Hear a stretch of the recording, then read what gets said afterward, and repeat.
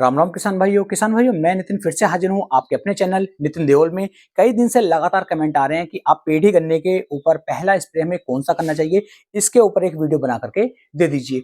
तो किसान भाइयों, पेड़ी गन्ने के अंदर जो पहला स्प्रे हम करेंगे उसके बहुत ही अच्छे रिजल्ट हमें हमारी फसल पर देखने को मिल जाते हैं। स्टार्टिंग में यदि आप देख रेख अच्छे से कर लेते हैं तो टिल्डिंग अच्छी तरीके से चलेगी, गन्ना पीला नहीं पड़ेगा, जितनी फंगस थी वो खत्म हो जाएगी, जो कीटों का अटैक था वो भी खत्म हो जाएगा और हमारी जो गन्ने की फसल होगी ये अच्छी तरीके से ग्रोथ करना शुरू कर देगी। तो पहले स्प्रे का बहुत अच्छा रिजल्ट हमें देखने को मिलना चाहिए और स्टार्टिंग ही हमारे गन्ने की जो बेस है वो मजबूत होगा तो आगे चल के गन्ना भी हमें अच्छी पैदावार निकाल करके दे पाएगा। तो इसके लिए जो हम स्प्रे की बात कर रहे हैं, इस स्प्रे में हर वो चीज आएगी जिसकी जरूरत हमारे पेड़ी गन्ने को पड़ने वाली। तो इस वीडियो को आप पूरा अच्छे से जरूर देखें जिससे कि आपको एक बेहतर जानकारी मिल सके। तो चलिए शुरू करते हैं।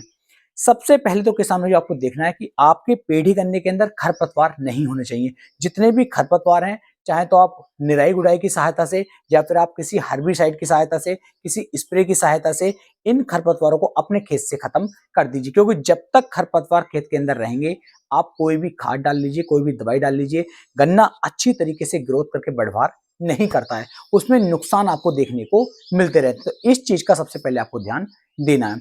दूसरा, अगर हम किसी भी स्प्रे का उपयोग कर रहे हैं तो स्प्रे का उपयोग करने से पहले ध्यान देना है कि खेत के अंदर नमी होनी अनिवार्य है। खेत में नमी होगी तभी हमें अच्छी ग्रोथ, अच्छी पैदावार देखने को मिल सकती है। और आपने स्प्रे कर दिया, खेत के अंदर नमी नहीं है, तो सिर्फ और सिर्फ हमें नुकसान ही देखने को मिलता है। या फिर आप इतना कर सकते हैं कि आज शाम को आप स्प्रे कर रहे हैं तो कल सुबह आपको पानी लगाना ही लगाना है। ऐसा ना करें कि एक दिन का आप गैप दे दें, तो जो रिजल्ट हमें मिलने थे 100%, वो सिर्फ 50% ही आपको देखने को मिल पाएंगे। तो इस चीज का भी आपको ध्यान देना है। तो सिंचाई की बात मैंने आपको बता दी, या फिर आप पहले सिंचाई कर लीजिए और सिंचाई करने के 3 दिन के बाद, 4 दिन के बाद आप स्प्रे कर दीजिए, बेहतर रिजल्ट आपको देखने को मिल जाता है। अब बात करते हैं कौन कौन से स्प्रे की कितनी कितनी डोज लेनी है जिससे कि गन्ना अच्छी तरीके से बढ़वार कर सके। तो सबसे पहला जो आपको लेना है वो लेना है किसान भैया, कोई भी एक अच्छा सा कीटनाशक। अब कीटनाशक कौन सा लेंगे?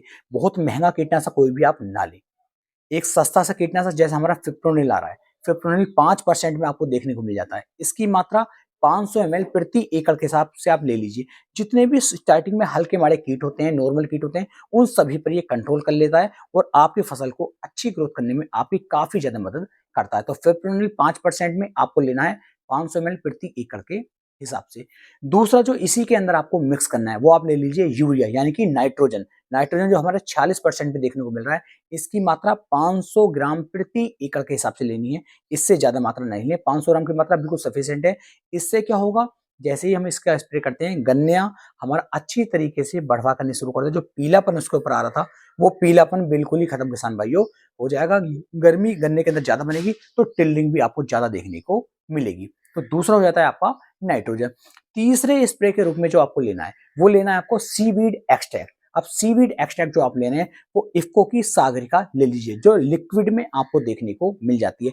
इसकी जो मात्रा आप लेंगे वो 500 ml प्रति एकड़ के हिसाब से किसान भाई आपको लेनी है। इसके अंदर वो सभी तत्व मौजूद हैं जो हमारी मिट्टी को चाहिए, जो हमारे गन्ने को चाहिए। जैसे ही हम इसका स्प्रे करेंगे, गन्ना अच्छी तरीके से ब्यात करके चलेगा, टिल्डिंग अच्छी तरीके से होगी, ग्रोथ अच्छी तरीके से होगी और गन्ने की बढ़वार भी आपको शानदार देखने को मिलेगी। तो 500 ml प्रति एकड़ के हिसाब से इफ्को की सागर का भी आपको लेनी है। यदि हम चौथे स्प्रे की बात करें, चौथा स्प्रे हम इसके अंदर क्या मिक्स करेंगे, तो वो आपको लेना है एनपीके 19-19-19।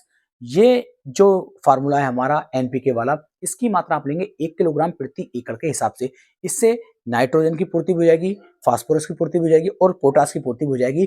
जो कुछ बचता है वो हमारा सीवीड एक्सट्रैक्ट के अंदर जाता है। कीटों के लिए हमने इसके अंदर आपको फिप्रोनिल डलवा दिया है। इन चारों को मिला करके यदि आप एक सिंगल स्प्रे अपने गन्ने की फसल के ऊपर कर देते हैं तो उसके बाद अगले 40 दिन तक आपको कोई भी स्प्रे करने की आवश्यकता नहीं पड़ेगी, कोई भी खाद डालने की आवश्यकता नहीं पड़ेगी। क्योंकि किसान भैया बहुत ही अच्छी तरीके से हमारा जो गन्ना है वो बढ़वार करके चलेगा, ग्रोथ करके चलेगा। तो इस तरीके से आप पेड़ी गन्ने के अंदर पहला स्प्रे करेंगे, सिंचाई करेंगे, बहुत अच्छी ग्रोथ आपका गन्ना आपको निकाल करके देगा। अपनी तरफ से पूरी कोशिश की आपको एक बेहतर जानकारी देने की। वीडियो पसंद आई हो, वीडियो को लाइक करें, कमेंट करें, शेयर करें। फिर मिलेंगे एक नई वीडियो में, तब तक के लिए मेरे सभी प्यारे किसान भाइयों को राम राम जी।